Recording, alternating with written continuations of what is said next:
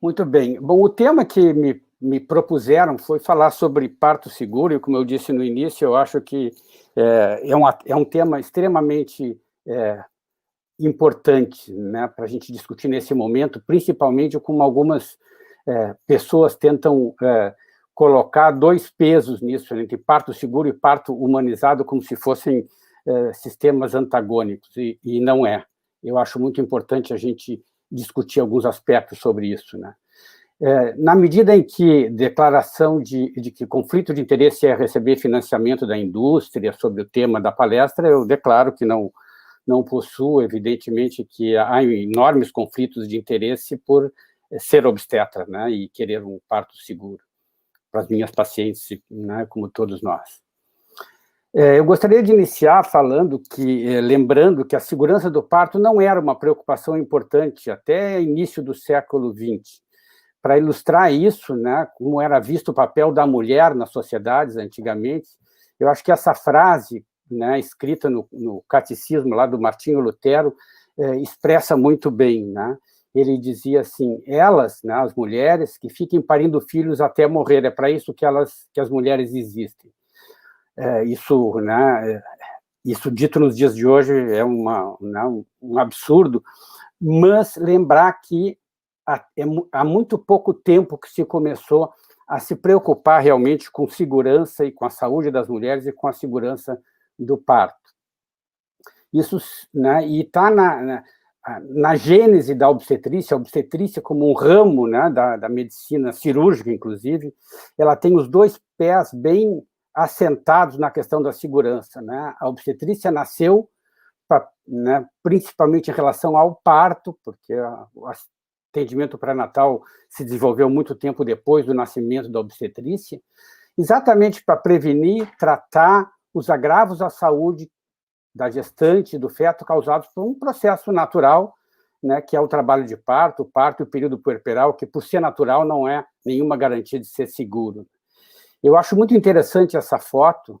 Essa foto foi feita por um famoso fotógrafo inglês, Eugene Smith, foi muito premiada lá em 1948, vejo na metade do século passado, né, bem no momento em que os partos estavam migrando para dentro dos hospitais, e ela foi muito premiada pelo semblante desse médico. Ele captou essa foto logo depois de um parto que esse médico fez e que morreu o filho e a mãe no parto. E essa foto, a premiação dela se dá, e a impressão que a gente tem olhando o semblante desse médico é que ali que nasce, né, tudo o que nós médicos pensamos e construímos ao longo do tempo na obstetrícia em relação à segurança do parto.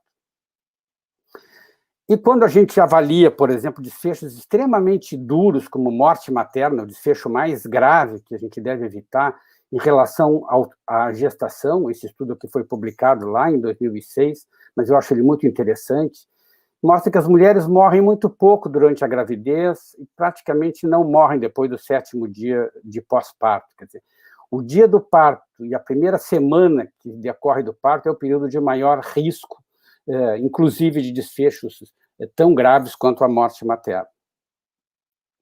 Então, o que nós vamos falar? Eu vou conversar um pouquinho com você sobre local de parto, porque isso voltou a ser uma discussão muito atual, né? Principalmente lembrando que a própria Gisele Bündchen teve seu filho em casa, o que é um hospital seguro, questões de segurança na admissão da gestante no centro obstétrico, vamos passar um pouquinho pelo primeiro período,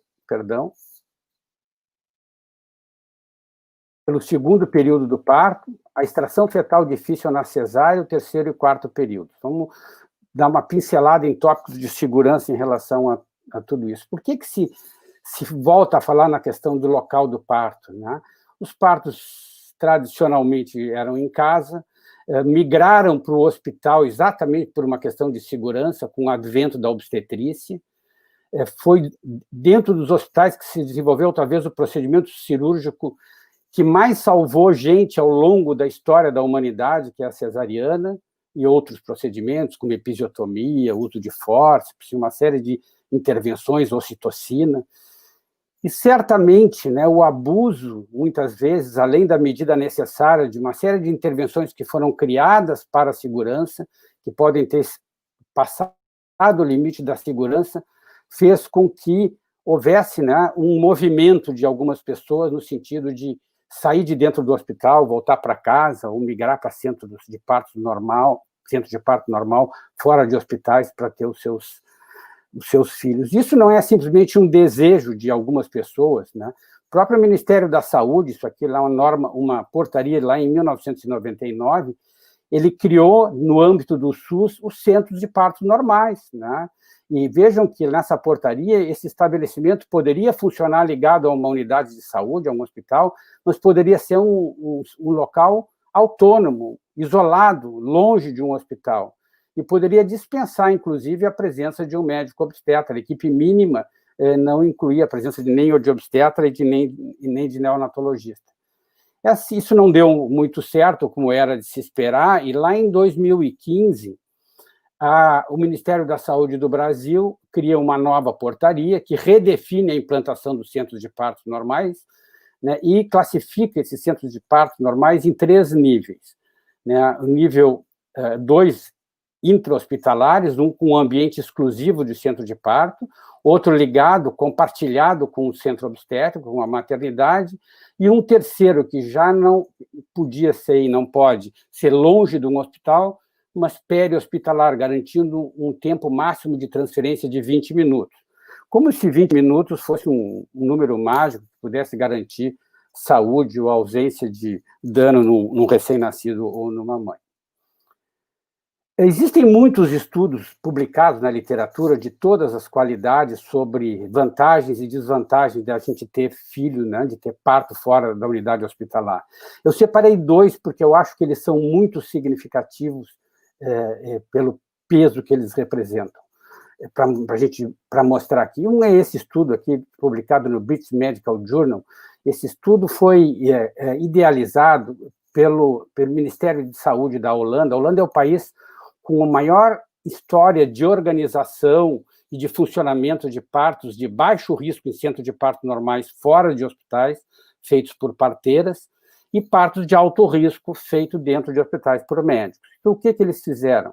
Eles pegaram um estudo retrospectivo de 37 mil recém-nascidos a termo, sem malformações congênitas, e fizeram uma comparação que até certo ponto é injusta, né? Compararam fetos atendidos fora de hospital de baixo risco, nascimentos e desfechos, com os de alto risco que eram atendidos pelos médicos nos hospitais.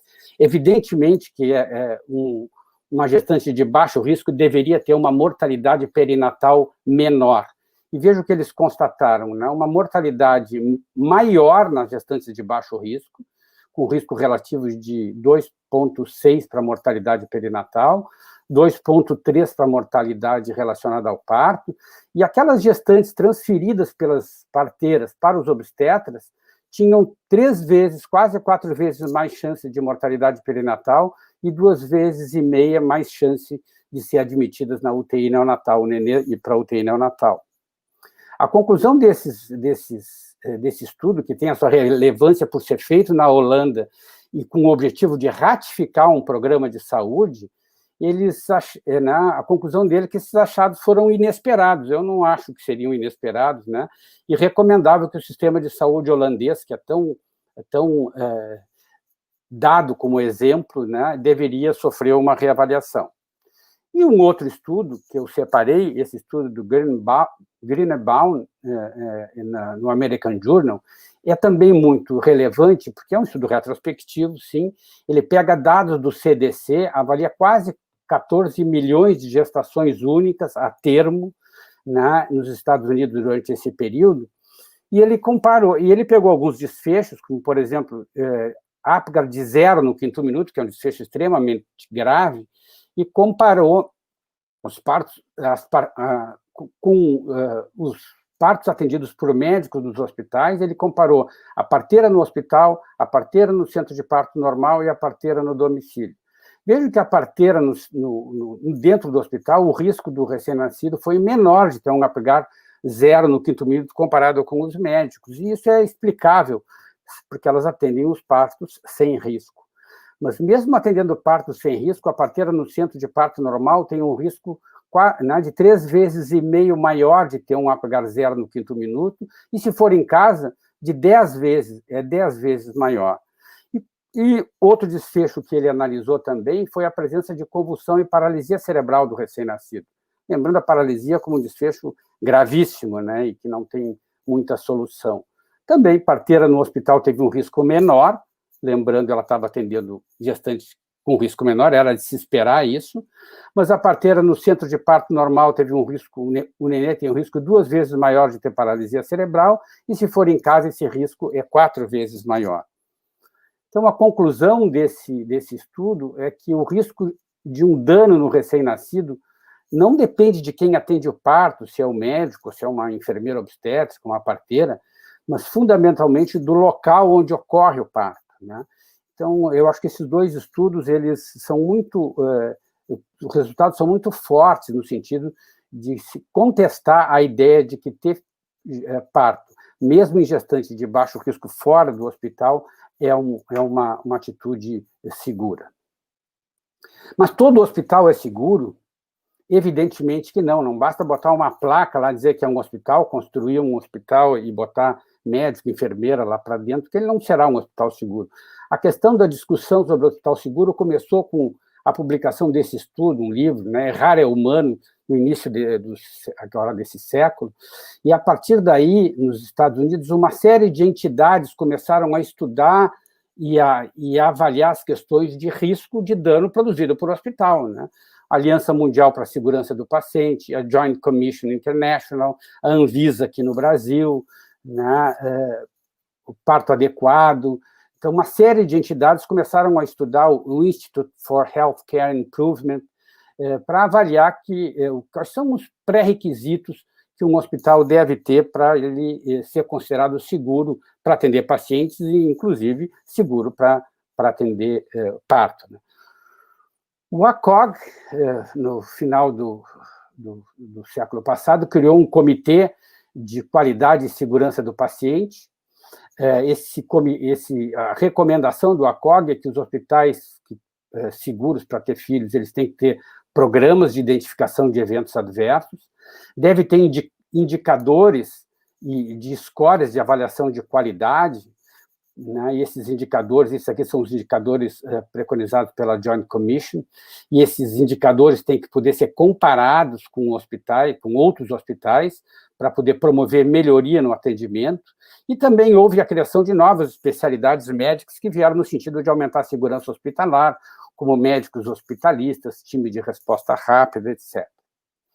Para exemplificar, né, isso aqui é uma tradução que eu fiz aí há um tempo atrás, ainda quando dirigia a maternidade lá do Hospital Mãe de Deus e também do Hospital de Clínicas, para a adoção dos scores, né, de segurança da Joint Commission para maternidades em que se medem esses eventos, e nós vamos ponderar, eu tenho índice de desfechos adversos, o score ponderado de efeitos adversos, o índice de gravidade, com benchmark que permite que as maternidades devem medir esses eventos e se comparar, principalmente na mesma cidade ou no mesmo país, para poder ter programas de melhoria de qualidade, identificar onde ela está fora da faixa de segurança, né, com esses scores. Muito bem, já falamos, né, sobre a questão de onde ganhar e o que é um hospital de risco, um hospital seguro, perdão, e vamos ver um pouquinho sobre a segurança agora nas etapas do parto. O que significa segurança na admissão de gestante? Na admissão de gestante não é um guichê simplesmente para colocar a paciente para dentro do hospital, é o momento em que se deve identificar com antecedência os principais fatores de risco para a ocorrência de cesariana intraparto, que é um procedimento que tem um aumento de risco importante, de parto operatório, de hemorragia e de infecção puerperal. Então, toda a admissão da gestante deve estar focada no sentido de identificar esses riscos, e a gente pode classificar essas gestantes como de maior ou menor risco para qualquer um desses eventos, né? Uma das classificações mais usadas, e que é muito boa, é a classificação de Robson, por exemplo, classificação para a gente identificar o risco que uma determinada paciente tem de necessitar uma cesariana intraparto, Classifica as gestantes em 10 graus, né, levando em consideração a paridade, a presença ou não de cesárea anterior, se o trabalho de parto iniciou espontaneamente ou foi induzido, a idade gestacional, o tipo de apresentação e o número de fetos que tem dentro do útero, né.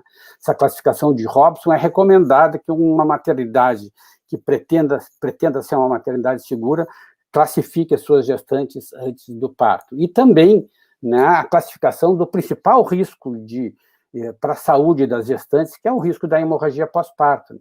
Já na admissão, ela deverá ser classificada como baixo risco, risco médio ou risco alto, em verde, amarelo e vermelho, por exemplo. No risco médio, a gente vai fazer as provas de compatibilidade transfusional já antes, para ganhar tempo, né? Nas de alto risco, além das provas de compatibilidade transfusional, já se deve reservar hemocomponentes, porque nós sabemos que no combate, né, aos danos da hemorragia puerperal, tempo é ouro, né? E não dá para a gente começar a correr atrás depois que a mulher está com sangramento puerperal. Então, é na admissão que se faz esse tipo de classificação. Outro procedimento que foi muito tempo vendido como um procedimento para segurança das pacientes de baixo risco, as de alto risco não se discute, é a realização de uma cardiotocografia basal, né? A paciente não tem nenhum fator de risco para condição fetal não tranquilizadora, além do trabalho de parto, e faz um MAP basal, né? E estudos que compararam esse tipo de avaliação contra simplesmente escutar o bebê antes, durante e após a contração, mostraram que a cardiotocografia não só não acrescentou nada de segurança para os pacientes, mas aumentou risco de cesariana ou de parto a fórceps sem justificativa, às custas, como todos nós sabemos, do grande número de falsos positivos que esses exames podem fornecer. Então, não é uma boa prática fazer de rotina cardiotocografia basal numa paciente de baixo risco que está entrando em trabalho de parto. Outra questão, eu acho que é muito atual na discussão da segurança na admissão do paciente, é quando é que começa o trabalho de parto, né? Quando é que começa o trabalho de parto para a gente internar essa paciente? Porque isso se tornou agora uma controvérsia pelos estudos do Zhang, né? A gente sabe que o Friedman sempre nos mostrou, né, de acordo com que a definição de início de fase ativa de trabalho de parto se dava lá com 3 ou 4 centímetros de dilatação, né, enquanto os estudos do Zhang, que avaliaram a inclinação da velocidade da curva, trazem o início da fase ativa para acima de 6 centímetros. Por que eu trouxe essa comparação? Porque está havendo uma interpretação inadequada disso. Os estudos do Zhang são estudos muito bem feitos, que mostram que a inclinação da curva acima de 6 centímetros é que pode definir a fase ativa, de nenhuma maneira pode mudar o que é início do trabalho de parto. Eu posso dizer o que é início de fase ativa. Então, porque isso nos interessa muito, né, esse ponto de corte de 6 centímetros, para a gente definir se a gente vai ou não corrigir dinâmica, com mais pressa ou com menos pressa. Entretanto, para admitir pacientes, a gente deve continuar usando o critério de Friedman. O que tem acontecido, e eu tenho visto isso com uma frequência não muito pequena, de mandarem embora, por exemplo, pacientes que têm lá 5 centímetros, 4 centímetros e têm dinâmica, e elas terem seus filhos fora de hospital e de maneira não planejada, o que é pior ainda. Então, para fins de internação hospitalar, não se deve usar os critérios do Zhang, né, de 6 centímetros. Eu posso usar os critérios do Zhang até para definir fase ativa, mas para admissão hospitalar, não, deve-se continuar utilizando os critérios do Friedman. Vamos passar um pouquinho agora para o primeiro período do parto, né? Bom, uma das coisas que mais se discute em termos de segurança e qualidade é quando é que a gente deve intervir, ou seja, iniciar o uso de ocitocina, fazer uma amniotomia, quando há uma parada de progressão, um intervalo de 2 horas ou um intervalo de 4 horas. Isso é uma coisa bastante discutida, né? Esse autor mostrou, por exemplo, que se a gente usar o critério de 2 horas, que é o critério clássico, né, de manejo ativo, lá, de O'Driscoll, lá em Dublin, mostrou índices muito baixos de cesariana, utilizando o manejo ativo do trabalho de parto. 61% das pacientes, se eu não fizer nada, elas vão evoluir para o parto vaginal, ou seja, mais da metade. Então, ele recomenda um intervalo de 4 horas, que um intervalo de 4 horas seria benéfico no sentido de diminuir o uso de ocitocina e, eventualmente, evitar intervenções desnecessárias. O que eu gosto de lembrar é que é uma opinião, né? Assim, ó, isso aqui não é uma opinião, mas assim, é que quando eu tenho uma disfunção, uma parada de progressão com menos de 6 horas, 80% das vezes a gente vai ter uma disfunção contrátil. E a disfunção contrátil a gente pode corrigir com ocitocina, e talvez não corrigindo, como foi mostrado em cima, ela pode ter uma solução espontânea. Entretanto, acima de 6 centímetros de dilatação, 80% das vezes que eu tiver uma parada, eu vou ter uma desproporção. E se eu começar a esperar muito, eu vou ter uma cesárea com maior chance de morbidade, com cabeça mais encravada, eventualmente, no canal do parto. Portanto, uma regra que eu utilizo, e isso é uma opinião, não tem estudo sobre isso, que se pode, sim, utilizar a regra, e pode ter vantagem de eu utilizar uma regra de 4 horas, né, quando eu tiver uma dilatação abaixo de 6 centímetros. Mas acima de 6 centímetros, utilizar uma regra de 2 horas para eu corrigir uma dinâmica ou para eu definir um quadro como uma desproporção cefalopélvica talvez seja mais adequado. E por que usar a regra de 4 horas abaixo de 6 centímetros pode ser bom?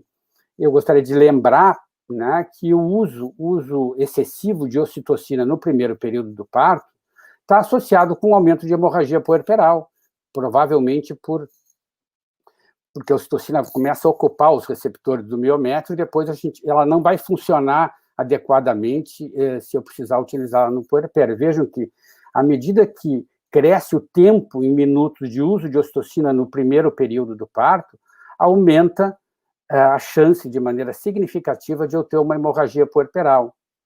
Então, a gente deve lembrar, como segurança, de iniciar a ocitocina somente para corrigir disfunção contrátil. Não vou começar uma ocitocina porque eu estou com pressa, porque eu tenho, né, ou porque... e talvez haja uma vantagem aqui de a gente usar a regra de 4 horas com menos de 6 centímetros. E lembrar também uma prática que muita gente esquece, que se eu estou induzindo um parto com ocitocina e a paciente entrou em fase ativa, o correto é a gente descontinuar a ocitocina e só voltar a usar se for preciso fazer a correção de dinâmica. Porque se eu mantiver horas a fio essa ocitocina, né, começou lá com o colo fechado ainda, eu vou ter horas a fio de uso de ocitocina no primeiro período do parto, eu vou aumentar a chance de eu ter hemorragia puerperal e, pior, de dificuldade de resposta com o uso de ocitocina para tratamento da hemorragia puerperal.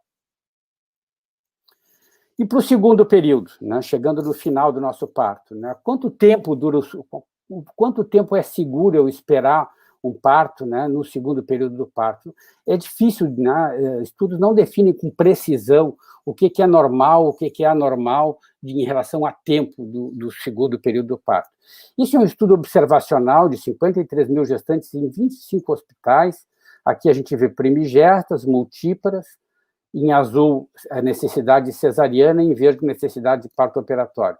Vejam que, passado de 2 horas, né, aumenta muito a necessidade de cesariana e parto operatório, tanto em primigestas quanto em multíparas, apontando que talvez o norte seja, né, embora a gente não possa afirmar isso com certeza absoluta, um tempo em torno de 2 horas como tempo máximo de espera do segundo período do parto. Isso parece que é assim mesmo, né? As primigestas, essa média, né, claro que tem uma variação grande, mas a média de 1 hora de período expulsivo, de segundo período do parto na primigesta, meia hora, tempo médio na multípara, mas quando a gente ultrapassa 2 horas, eu vou ter mais chance de ter paralisia de plexo, mais chance de ter fratura, mais chance de ter convulsão neonatal e mais chance de ter encefalopatia hipóxica isquêmica. Então, também, né, a gente está num período assim de menos intervenção, de aguardar mais, mas a gente tem que colocar alguns nortes como limites, e eu acredito que o limite de 2 horas para o período expulsivo é um limite bem razoável, e a gente começa a ultrapassar isso, a gente começa a ultrapassar barreiras de segurança. Bom, E tecnologias, o que tem de novo de tecnologia que pode nos ajudar no período expulsivo? Talvez o ultrassom tenha sido, né, a grande aquisição da obstetrícia no século passado, né, e cada vez mais o manuseio de técnicas de ultrassonografia pelo clínico, não pelo ultrassonografista, tem mostrado vantagens.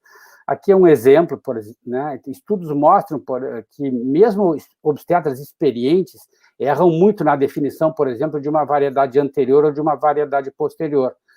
Não precisa ser ultrassonografista para colocar um transdutor ali, né, acima do pubis, e se eu enxergar a coluna do nenê, a nuca, eu sei que isso é uma occipito anterior, não tem dúvida, e que se eu enxergar nariz e órbitas, eu tenho uma occipito posterior, e não deve ser vergonha para nenhum obstetra experiente, quando ele está em dúvida, e utilizar, antes, por exemplo, de uma instrumentação do parto, utilizar um transdutor de ultrassom suprapúbico para não errar, né, na colocação do seu forte, na locação do fórceps e na técnica de tração. Também o ultrassom pode nos aumentar a segurança no diagnóstico da altura da apresentação. Quem nunca errou na altura da apresentação, principalmente na presença de bossa, né? O ultrassom transperineal, a gente pode medir de maneira muito simples, né, o ângulo de progressão. Existem tabelas, né, por exemplo, um ângulo de progressão de 138, né, vou descontar a bossa ali, né, porque né, o ultrassom não é enganado pela bossa, e eu vou dizer que com um ângulo de progressão de 138, a cabeça está em +2, isso pode ser muito útil frente a um parto operatório, né, e a necessidade, por exemplo, de alocar um fórceps ou alocar um vácuo extrator.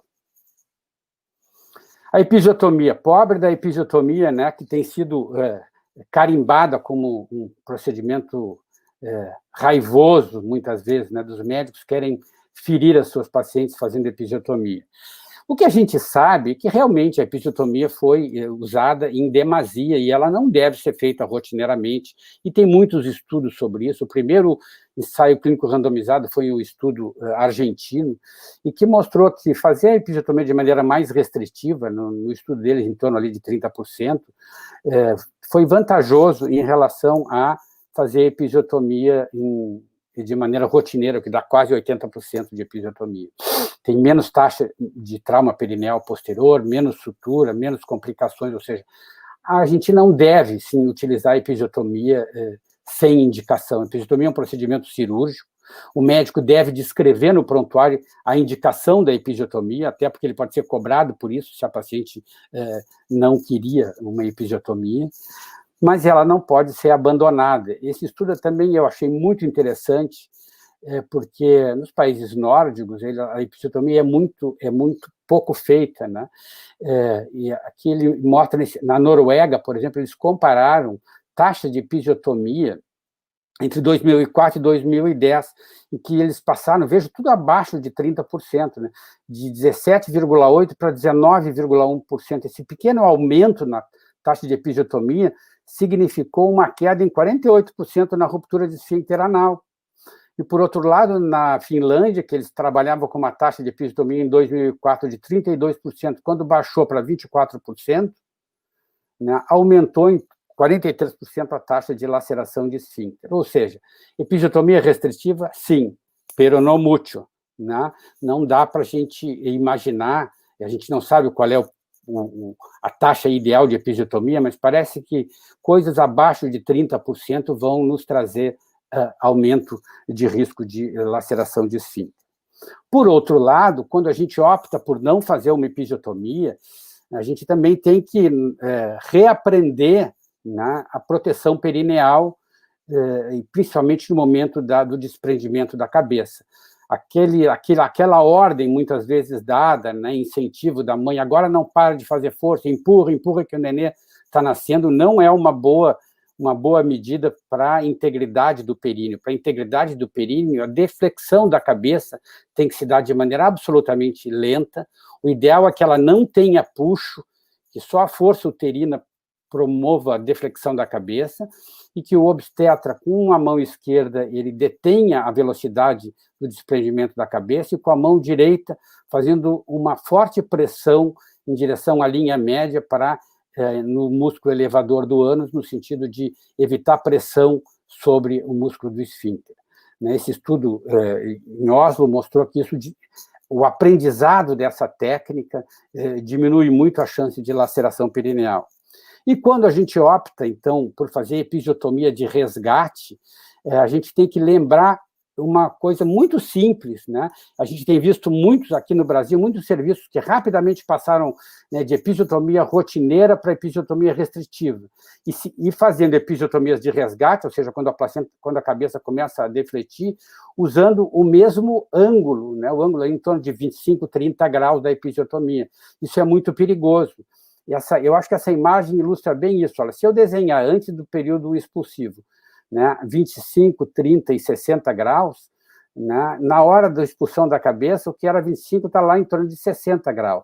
Ou seja, se eu fizer uma episiotomia de resgate, eu tenho que usar uma inclinação na zona chamada zona de segurança, zona acima de 60 graus. Existem até algumas tesouras, eu não acho muito adequado fazer episiotomia de tesoura, né, mas que tem um artefato ali para garantir esse ângulo, tem que ser mais aberto. Se não se fizer isso, a gente vai provocar lesão de esfíncter com a episiotomia. Se eu continuar utilizando a mesma inclinação ali de 30 ou 25 graus, eu vou pegar o músculo do esfíncter que está super distendido aqui, ou seja, episiotomia de resgate, ângulo bem mais aberto, ângulo da episiotomia na zona de segurança. Outro fato que eu acho importante em relação à segurança é a gente lembrar a extração fetal da cabeça profundamente encravada na pelve, principalmente agora, né, em que está se optando mais por aguardar mais tempo, dar mais chance do parto ocorrer via baixa, né. O Royal College, em auditoria de eventos sentinelas, né, que essa técnica da gente fazer a extração com a cabeça encravada, luxando a cabeça do neném, provoca muita laceração e difícil controle de sangramento, né.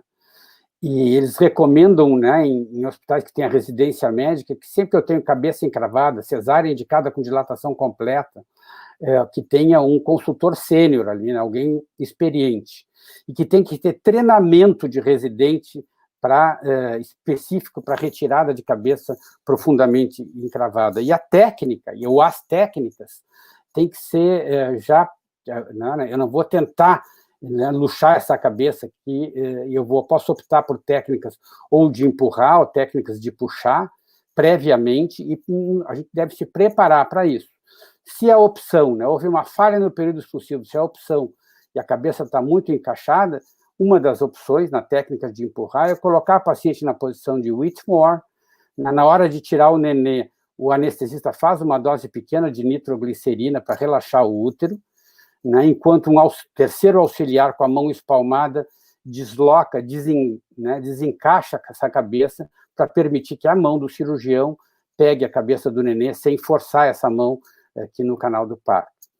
Outras técnicas que também parecem que são até mais, embora a gente tenha que aprender a utilizá-las, mas que provocam menos laceração, inclusive, que essa, é a técnica da retirada do pélvico transverso, em que o cirurgião faz uma esterotomia um pouquinho mais alta, ele já está sabendo que a cabeça está encaixada, tenta pegar as pernas do nenê, tirar pélvico, a cabeça sobe, ali, puxa pela nádega, ou a técnica do indiano, né, chamada técnica de Pato Ardhan, essa a gente tem utilizado já com uma certa frequência lá no Hospital de Clínicas, em que a cabeça está profundamente encaixada, a gente retira primeiro os ombros, o auxiliar faz uma pressão no fundo, o nenê fica dobradinho, né, sai o tronco, a nádega, e depois se desencaixa a cabeça, ou seja, treinamento em técnicas alternativas de retirar a cabeça profundamente encravada tem que ser feito, e a gente não deve usar aquela técnica padrão se a gente quiser mais segurança no atendimento do parto. Finalmente, um pouquinho sobre prevenção da atonia uterina, isso é conhecido de todos nós, manejo expectante não se utiliza mais, né? Manejo ativo, uma vez que passou o ombro do nenê, né? Ou seja, eu sei que não vou ter distócia de ombro, eu já devo estar me preocupado com diminuir o tempo do terceiro período. O manejo ativo significa uma dose de ocitocina intramuscular, massagem uterina e tração controlada do cordão, e isso mostrou que diminui perda sanguínea, transfusão e diminui a anemia. Entretanto, quando a gente, estudos que avaliaram qual das técnicas entre uso de ocitocina, massagear ou ultratração controlada do cordão, a que melhor funciona é a ocitocina. Realmente ela é vantajosa no sentido de diminuir a tonia uterina, e a tração controlada do cordão parece que não faz muita diferença, com um pequeno risco, se ela for feita de maneira inadequada, de eu ter laceração da placenta, e depois ter que fazer remoção da placenta intraútero. Entretanto, não se deve mais, há muito tempo já é sedimentado que o manejo do terceiro período deve ser ativo.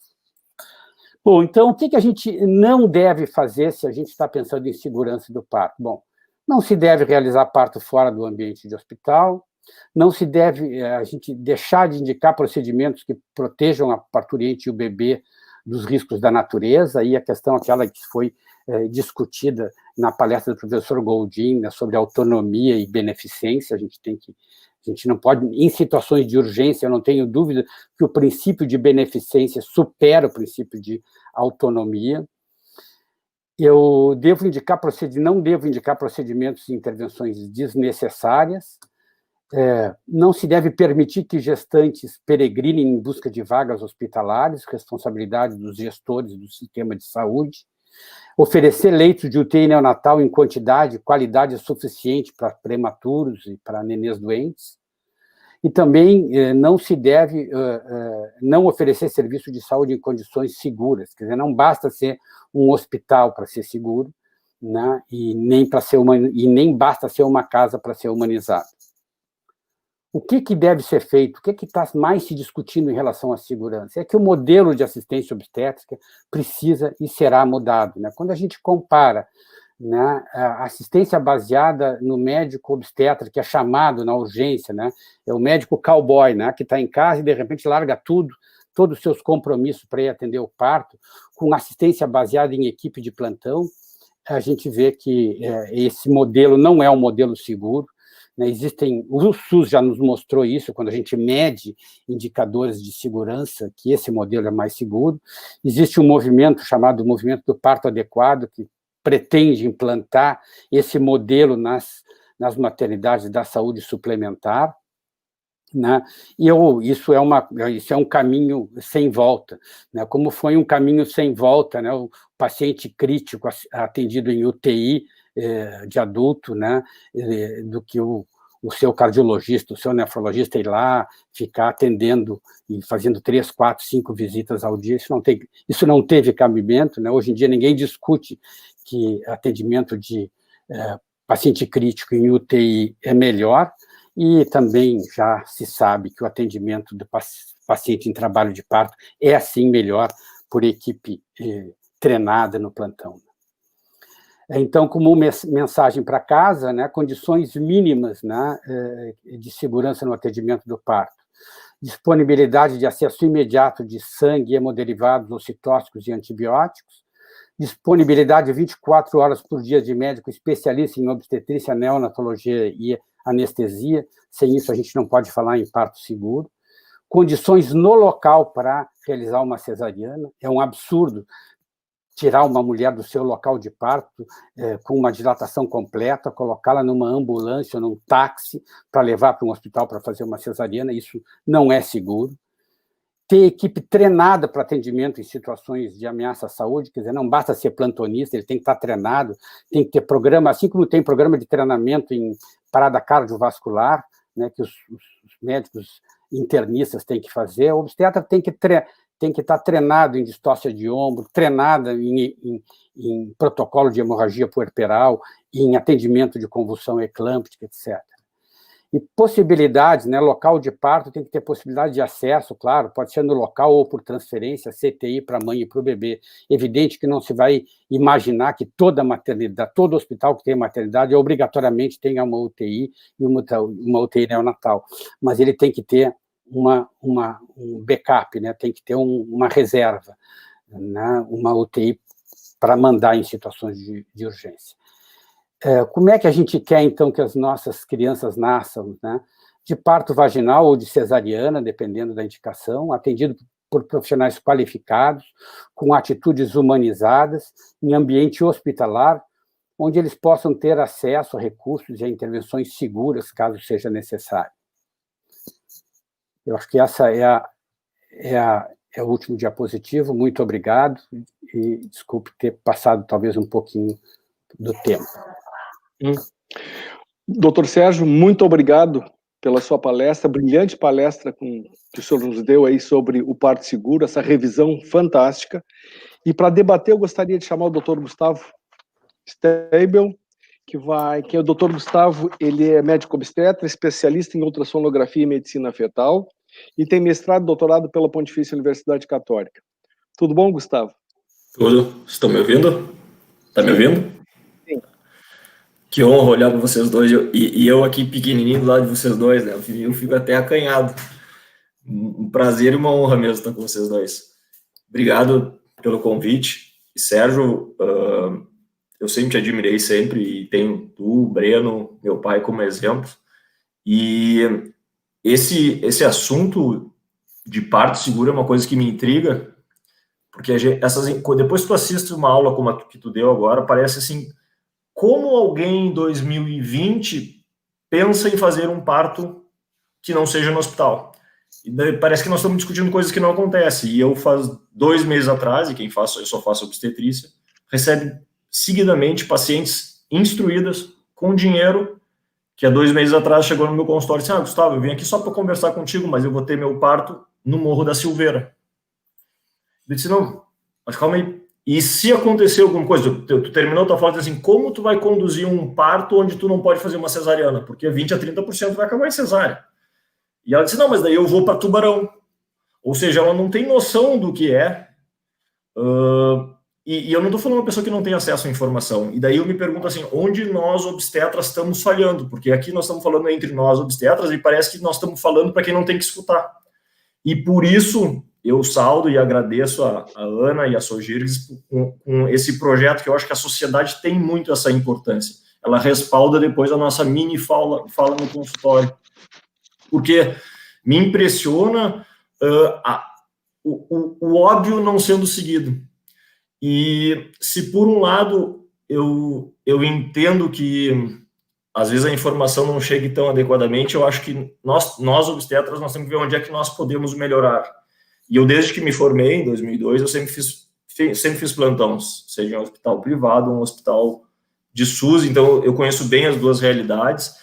E pasmem vocês, mas em centros particulares, às vezes pacientes fazem um pré-natal completo e chegam em dilatação completa para um parto lindo, maravilhoso, e elas não estão preparadas para o parto. Ela disse: não, mas eu vou fazer uma cesárea, eu combinei com o meu doutor com uma cesárea, e ela não tem noção que aquela cesárea, naquele momento, é um risco absurdo, tão arriscado quanto aquela que está escolhendo foi um parto no Morro da Silveira.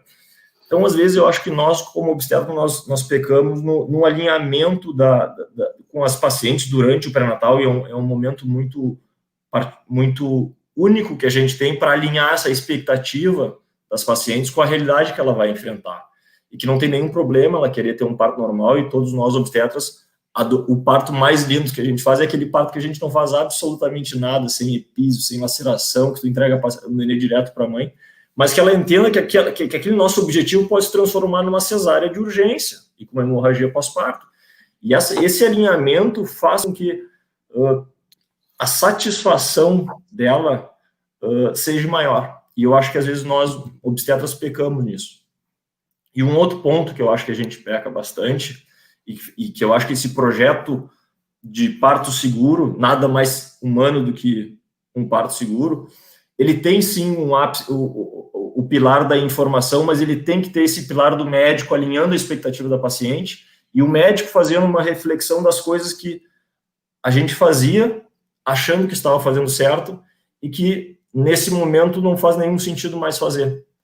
Em 2002, quando eu me formei, pai não entrava dentro da maternidade. Eu me lembro nas reuniões, quando começou o Zuzunzu, que vai entrar parto, o pai na sala de parto, a gente pensava assim, não, meu Deus do céu, o pai aqui só vai atrapalhar, vai desmaiar, vai incomodar. Hoje eu não me imagino fazendo um parto sem o pai na sala de parto. Outro passo, o bebê nasce, a gente entregava direto para o pediatra, para aspirar, para fazer um monte de coisa. Hoje eu não imagino se o nenê está bem tirar e não entregar direto para a mãe. Então eu acho que nós, obstetras, às vezes, por na ânsia da segurança, a gente tem que reconhecer que a gente tem que, às vezes, ser menos invasivo. E sendo menos invasivo, os pacientes vão se sentir mais confortáveis e mais tranquilos para ir para dentro do hospital. Porque quando for perguntar por que a paciente não quer ter o filho em um hospital, o UpToDate traz 3 coisas. Porque ela acha que em casa é mais confortável, esse dificilmente a gente vai melhorar, nunca um hospital vai ser mais confortável que a tua casa, mas certamente nós temos que fazer melhorias na nossa maternidade, nós já estamos fazendo, mas nós temos que fazer muito mais. Medo da intervenção, ela ter certeza que nós médicos, nós só vamos fazer uma intervenção à medida que é necessária, que nós gostaríamos de fazer intervenção nenhuma, e aquela que vem confiante na natureza, que ela acha que a natureza vai resolver o problema dela, e daí essa é fácil a gente explicar, principalmente com os dados que a gente tem, os riscos que ela está correndo. Mas eu queria perguntar para vocês dois, o que vocês acham, por que o óbvio não é tão feito? Não sei se eu consegui me explicar, mas isso é uma coisa que me angustia mesmo, quando chega uma paciente me dizendo assim, Gustavo, eu vou ter meu parto na Silveira. Breno, eu? Isso, pode falar. Bom, tá. Bom, eu acho, Gustavo, que a gente está vivendo, né, principalmente com as mídias, né, as verdades ficaram muito mais tênues, né, e as pessoas cada vez mais se apegam em teses, em fé, né, eu tenho fé que isso vai dar certo, eu idealizo o meu procedimento. Quando a gente vai, por exemplo, o parto, né, vai avaliar, olha, é lindo o discurso de que, né, a transmissão da vida se dá na natureza, e a humanidade até hoje viveu assim. Como assim, né? Não, é mais difícil a gente quantificar, colocar percentual de mortalidade, de morbidade. É fácil, pessoas acreditam no seu mundo idealizado. E, há alguns anos atrás, a única informação que a pessoa tinha era ir lá conversar com o seu médico, com sua mãe, né? Hoje em dia, a gente abre o Google, abre o WhatsApp, né? E tem informações que passam sem nenhum critério de qualificação, e as pessoas criam mundos ideais que não existem, tu disseste muito bem isso. E a gente tem que aprender a lidar com isso, por isso que eu acho que esse movimento parto adequado da Sogirgs veio a calhar, né? A gente precisa muito disso, talvez até a gente já está correndo atrás. O ideal é que já tivesse existido há mais tempo. Perfeito, Sérgio, perfeito. Eu concordo contigo. Eu acho que, eu penso, né, que a desinformação dessas pacientes e essa mídia não muito boa, né, certo, faz com que isso aconteça também, né? Então, assim, existem outros grupos de pessoas em tudo, enfim, no Brasil inteiro, no mundo inteiro, querendo, eu digo, intervir numa coisa fisiológica, que a gente sabe que se não fizermos nada, que nem o Gustavo falou, 80% das pacientes vão ter um parto normal. O problema é que existem nesses 100%, umas 20% que a gente não sabe o que vai acontecer, que o que tem? Tem realmente um risco muito grande no parto, né? Ou se transformam em risco, né? Eu duvido, viu, Gustavo? Até agora eu estava pensando assim, ó, as pacientes que realmente nos procuram, que realmente a gente coloca todas as complicações que pode advir de um parto normal, né? Normalmente as que têm um pouco de bom senso, elas se adequam a esse parto hospitalar e eu digo assim, a um atendimento mais adequado, né? Certo? Pelo menos é o que a gente tem visto. São raras as pacientes que, depois de explicado, depois de conversado com elas não vão aderir ao parto normal ou um parto bem assistido. Não sei se vocês pensam assim. De acordo. Mas, às vezes, o pré-natal é a hora que a gente tem a chance de a gente salvar essa paciente, na verdade. E, às vezes, na correria, não se coloca o grau de risco que ela está se colocando sem se dar conta. Mas eu concordo contigo. Essa paciente ganhou de cesárea 41 semanas no Moinhos, que ia ganhar essa da Silveira. E daí, doutor Sérgio? Pois é, a gente, assim, evidentemente que um pré-natal bem feito, né, onde assim, uma boa relação médico-paciente pode prevenir muitas dessas coisas, e também, né, o médico está bem instruído para o outro lado, né, para eu não incorrer com intervenções que vão aumentar o risco, por exemplo, aquela paciente que entra espontaneamente em trabalho de parto, que eu estou com pressa, que eu boto ocitocina que não precisa, que eu rompo a bolsa que não precisa, saio correndo e depois ela tem uma hemorragia puerperal. A gente tem que lembrar disso. Existe um nicho de pacientes, eu me lembro, né, quando a gente fala, nós estamos na época do veganismo, né, a pessoa ser vegana e pode estar super anêmica, mas não vai fazer uso de nada, de nenhuma fonte de ferro de origem animal, de jeito nenhum, porque tem fé naquilo. Essa é mais difícil da gente lidar, esse tipo. Eu peguei o vegano aqui como um exemplo, né, de um extremismo. Né? Existe um extremismo obstétrico também. Essa paciente vai continuar, eventualmente, tendo seu filho lá na Silveira, eventualmente vai lá e vai ter na Silveira, e se o neném morrer, ela vai achar que a natureza é assim mesmo. Tem um nicho pequeno que a gente não consegue transformar. O resto, uma boa relação médico-paciente resolve, né? A gente consegue discutir riscos e benefícios com uma certa segurança. Eu tenho uma pergunta para perguntar, eu não sei se tu quer perguntar. Tem uma pergunta aqui, Breno, não sei se tu quer ler o que eu leio aqui. Eu vi, o doutor José Geraldo está nos perguntando assim, se poderia falar um pouco sobre o papel da simulação nos procedimentos críticos e pouco frequentes em obstetrícia. Bom, posso sim, muito obrigado até pela pergunta do professor José Geraldo, até porque ele ele é diretor de ensino lá no Hospital de Clínicas, aí não é só a área de obstetrícia, então está se montando lá um grande centro de simulação. É evidente que isso é super importante, né? Passou o tempo em que a gente era doutorando, né, Breno? Como doutorando, a gente fazia 20, 30 forceps, por exemplo, treinando em área manobra, né? Minha primeira cesariana eu fiz no 4º ano da Faculdade de Medicina, né, no Hospital da Beneficência Portuguesa, e eu já sabia. Como é que no 4º ano já sabia fazer isso? Era uma coisa horrível, treinamento em área manobra. Isso não é mais permitido. Isso tem um para-efeito. O para-efeito é menos treinamento, né, das pessoas para situações críticas. E as coisas não podem voltar, tem que progredir. Então, centros de simulação tanto para uso de ultrassom, simulação para força, simulação para distócia de ombro, né, isso tem que ser feito em centro de simulação. Né, nós estamos, acho que ainda o Brasil é um país pobre, né, nos Estados Unidos isso já é rotina, mas a gente tem que progredir. Nós estamos, acho que, naquela zona cinza, em que não é mais permitido eticamente a gente ficar treinando, né, lá o residente botar forte, porque não tem indicação só para aprender, né,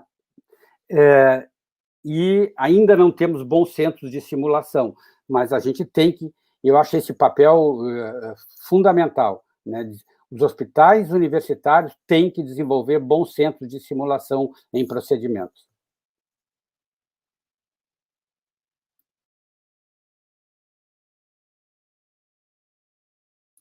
O Breno está com o microfone desligado. Desculpa. Mas assim, só para te parabenizar, assim, muitos comentários no chat pela tua apresentação, da excelente apresentação, né? E alguns comentários, tipo assim, o doutor Elcio Machado, infelizmente a cardiotocografia basal de baixo risco é apenas uma proteção jurídica para obstétrica plantonista. É verdade, né? É verdade. Isso, a medicina defensiva é uma praga que a gente tem que saber viver com ela. Não dá, a gente não pode, né? Mas é verdade. Muitas vezes a gente se faz uma cardiotocografia com o risco do falso positivo, simplesmente para ter uma documentação registrada que as coisas estavam bem. Isso é verdade. Por outro lado, a gente não pode deixar de dizer que ele é desnecessário do seu ponto de vista médico. Talvez seja necessário do seu ponto de vista médico-legal. Com certeza. Mais alguma pergunta, mais algum comentário, Gustavo? Da minha parte, acho que não. Bom, eu só tenho a agradecer a vocês, aos dois, ao Sérgio pela, mais uma vez, uma brilhante palestra, e aos comentários do Gustavo. É um prazer e foi uma honra estar com vocês aqui também, né? E, de imediato, então, nós vamos chamar a nossa diretora científica, a doutora Maria Lúcia Oppermann, que vai fazer a entrega dos prêmios dos melhores trabalhos. Tá? Muito obrigado.